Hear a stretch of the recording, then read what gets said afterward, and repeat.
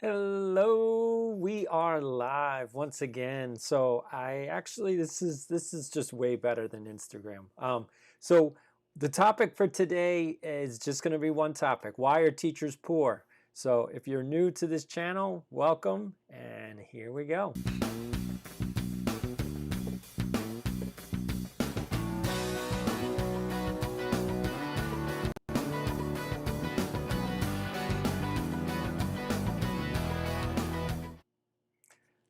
Thank you. All right, so we are here. This is the Leaf Academy YouTube channel.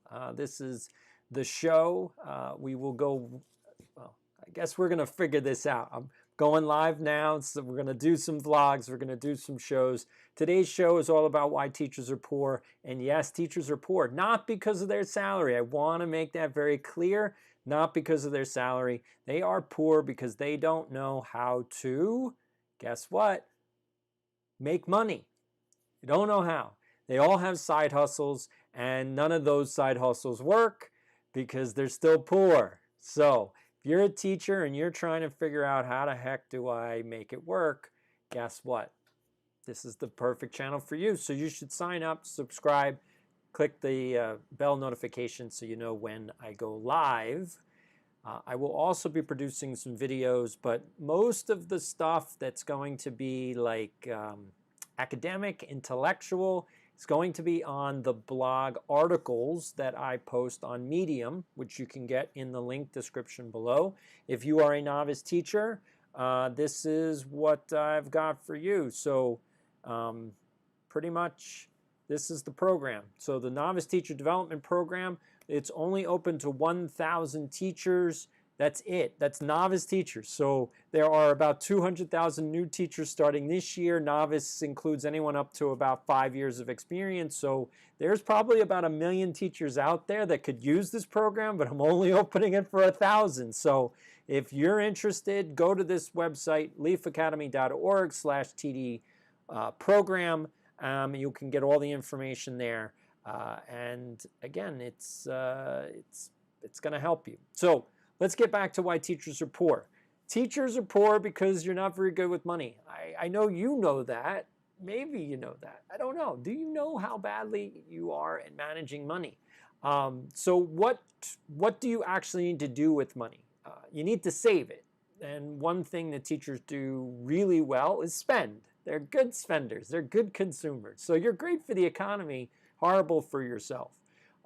Here's just the difference. I'm an educator. I have 20 years. If you don't know me, my name is D. Scott Schwartz. I am a certified educator. I have 20 years of experience in the educational system. I am an insider. I know what's happening. I have the the Instagram and Twitter accounts. On Instagram, and that's where I talk to people. So if you're an educator, follow me there, DM me, tell me what's going on. And so what we're going to be doing on this channel is going to answer questions as well as do problem solving. So that's where the podcast comes in. If you looked at the title screen of YouTube, this is the home of the problem solving podcast. So that's what I'm going to do. I'm going to solve problems within 60 minutes, hopefully. We'll see. We're testing my skills. So teachers are poor because you don't save any money. Bottom line, you save no money. And if you don't save any money, that means you can't earn interest. If you can't earn interest, you're never going to be wealthy. So when a teacher retires, they literally have their pension, and that's it. I mean, you get Social Security, but what's that? Like a couple grand? That's it. So you're really in trouble. If you're not earning $100,000 a year, which most teachers are not, most teachers, the average salary across the country is $60,000. That's the average teacher salary. That means some teachers are making more and some teachers are making less. So that's the median, that's the middle. So if you're earning less than $100,000, how do you get to that point? How do you bridge the gap? And the only way to bridge the gap is by saving money and then earning interest. Now, there's multiple ways of doing that, but teachers don't do any of these things. None of them. They are putting their money in a bank account, which is earning them 1%, maybe 1%, which means that you're losing money. You're losing it. So one of the things that I did for 20 years, and again, that's where if you're in your 20s right now, if you just graduated and you're starting your career as a teacher, and you're wondering, well, how am I going to get to be like older and have money? Well, this is for you. We're talking about how do you get there. Now, if you're already in your 30s, you're still not too late. But folks, you're just spending too much money. You're spending too much money. You have to figure out how to just spend what you need to spend and save everything else. And I know it doesn't sound like a lot of fun. It sounds like, well, but what about vacations? And what about, I'm just going to tell you right now. You have a choice to make. You can either spend every dime you have now and be poor for the rest of your life, or sacrifice a little bit now so that you don't have to be poor later. And I'm just going to tell you right now, you are in a better position sacrificing when you're young in order to not be in trouble 10, 20, 30 years from now. I know you don't like to think about that. It's difficult, but so this is the strategy that I had. And I can say after 20 years as being an educator, I am now a millionaire. Yeah, you're not. You're not. And if you've spent 20 years in education, you're not a millionaire either. In fact, most educators do not have that kind of security. And I have security. I'm not spending in my money, just being very clear, because I am actually now using that security to build a second career. Because I've already done my first career. Actually, I've done multiple careers. If you don't know me, I started my career as a teaching assistant, worked my way all the way up the education ladder to superintendent. So I've done the teaching job, I've done the principal job, I've done the superintendent job. I've done every job. I've done the school business administrator job. I've done them all so that I could figure out how to fix our educational system. And that's what this channel is all about. So if you're here, if you support teachers, if you are a teacher, if you just want a better economy, we're talking about 21st century skills. I don't know if you guys know what these skills are. This is what this channel is all about.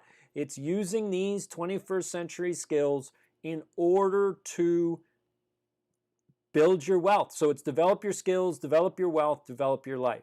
These are the skills. This is it. This is the list. This is the short list. These 5 things: leadership, team building, problem solving, sales, and communication. That's it, folks. That's it. If you don't have those 5 skills, you're going to suffer. Bottom line. So if you're poor, I'm just telling you right now, it's these skills. Problem solving is the biggest one. So teachers are poor because they don't problem solve their life. They don't problem solve their life. The problem that you are not even aware of is, what am I going to do in 20 years? You're not even thinking about that. You're not even thinking about it. So what happens is the problem comes, and then you're like, oh no, I didn't even think of that problem. But it's a huge problem. You're going to be poor. You are poor. You need to follow this channel. That's it. So put it in the comment below. Tell me what the problem is. Tell me. This is not a Dave Ramsey show. This is not a Graham Stephan show. This is not about real estate. This is about educators. These are about real, like if you're a police officer, a fireman,